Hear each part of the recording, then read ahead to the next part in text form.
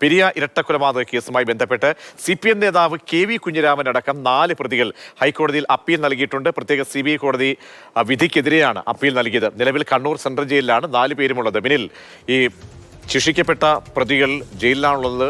അവരുടെ ഭാഗത്തുനിന്നും മുൻ MLA അടക്കമുള്ളവർ പുതിയ ഹർജിയുമായി എത്തുമ്പോൾ എന്തൊക്കെയാണ് കോടതിക്ക് മുൻപാകെ അവർ ബോധ്യപ്പെടുത്താൻ ശ്രമിക്കുന്നത് ഹർജിയിലൂടെ?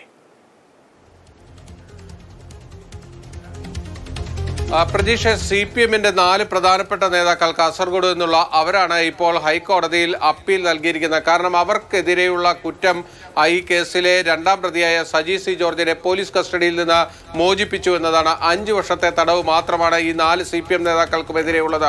അതായത് ഉദുമയിലെ മുൻ MLA KV Kunhiraman, K. Manikandan, Raghavan Velutholi, KV Bhaskaran, ഈ 4 പേരാണ് ഇപ്പോൾ അപ്പീൽ നൽകിയിരിക്കുന്നത്. ഇവരുടെ ശിക്ഷ സസ്പെൻഡ് ചെയ്തുകൊണ്ട് ഇവർക്ക് ജാമ്യം അനുവദിക്കണമെന്ന ആവശ്യവും അവർ മുന്നോട്ട് വെച്ചിട്ടുണ്ട്. കാരണം ഈ 4 പ്രതികളെ സംബന്ധിച്ചിടത്തോളം ജീവപര്യന്തം കഠിന തടവിന് ശിക്ഷിക്കപ്പെട്ടിട്ടുള്ളവരല്ല. അവർക്കെതിരെ കൊലക്കുറ്റമോ അല്ലെങ്കിൽ ഗൂഢാലോചനയോ ഒന്നും തെളിയിക്കപ്പെട്ടിട്ടില്ല. അവർക്ക് ഈ പ്രതിയെ രക്ഷപ്പെടുത്താൻ ശ്രമിച്ചു എന്നത് മാത്രമാണ് അവർക്കെതിരായിട്ടുള്ള കുറ്റം. അതുകൊണ്ടാണ് അവർ എളുപ്പത്തിൽ ഹൈക്കോടതിയിലേക്ക് വന്ന് ഈ അപ്പീൽ ഫയൽ ചെയ്തിരിക്കുന്നത്.